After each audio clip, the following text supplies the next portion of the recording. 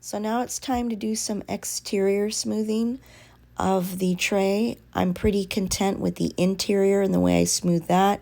You don't really see evidence of the coils anymore. I already took the liberty of smoothing one side of the heart tray. I also did some editing work where I'm pointing here at the bottom of the heart. That was a little wonky, so I patched that and repaired that. And on the left side of the tray where that seam was, it was a little stubborn and obvious, just like what you see on the right side of the tray. So now I'm going to spend time removing that line. And that line is an example of where your sidewall meets up with your base wall. And that's unavoidable. You're going to have seams anytime you make anything with slabs. It's just a matter of erasing them away. Now, a gift card is helpful in doing that if you're working on this at home. You know, you've got the long side of the gift card, the short side, you've got corners.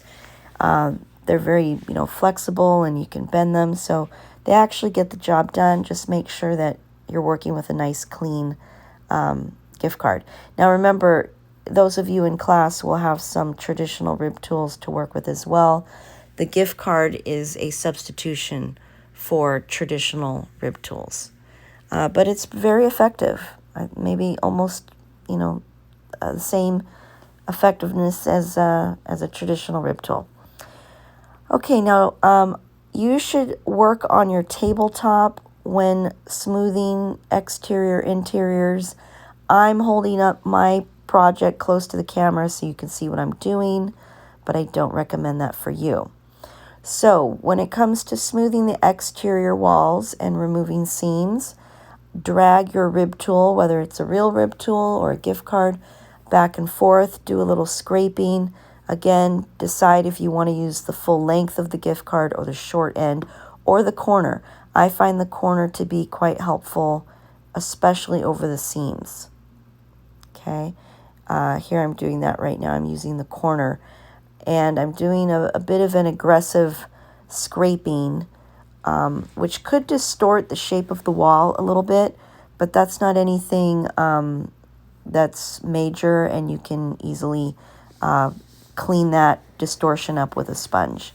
Also use a sponge after spending a few seconds scraping the walls, because you're kind of roughing up the clay in scraping, and so the sponge kind of removes the seam too, and at the same time sponging will kind of calm down those clay molecules that are roughed up and scratched up.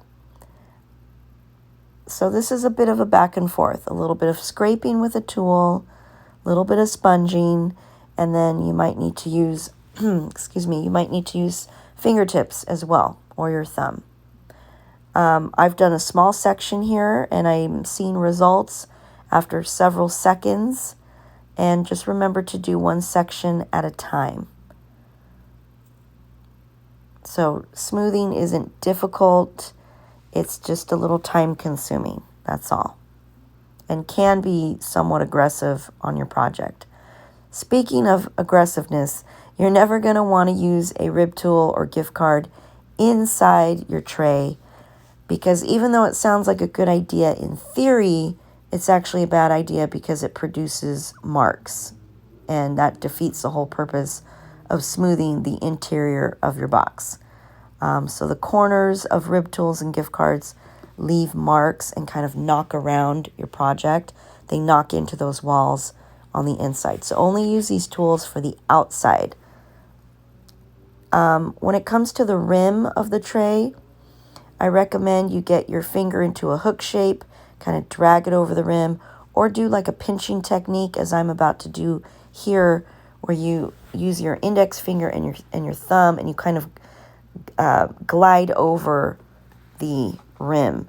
You can use the side of your thumb as well. You can use a sponge. Just do a variety of techniques, whatever works for you, to get the rim still angular and kind of boxy, but not sharp, not jagged. Don't worry about the base of the tray, the bottom. Nobody's going to see that.